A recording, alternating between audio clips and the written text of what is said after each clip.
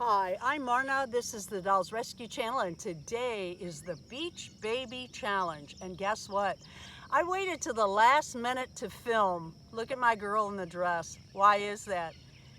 We are between storms, so she's not going to get to swim today. But God love her, she brought down her chair and her seahorse, and she didn't even bring a towel. Look at her sad little face. She's all sad because there's no swimming today. The seahorse is adorable. I do want to show you my beach baby. Let me grab her. This is a custom that Darren and I kind of worked on. I say that because he does the neck joints complete from making them on the, designing them and putting them on the, what do you call it, computing it on the 3D printer. We did her last year. We were actually making several, was it last year or year before?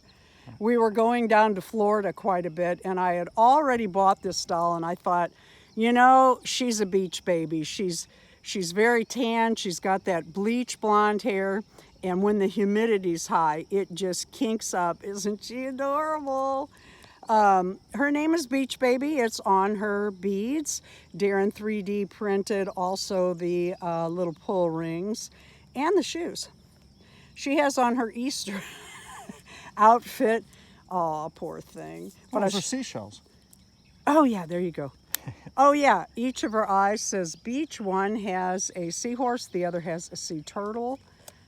She has brown eyes, which I think are cute, and green eyes, which I love, and some stark blue eyes, which actually I like those, and her everyday eyes, which are ocean blue. So this is my beach baby. I wanted to set her up at the pond.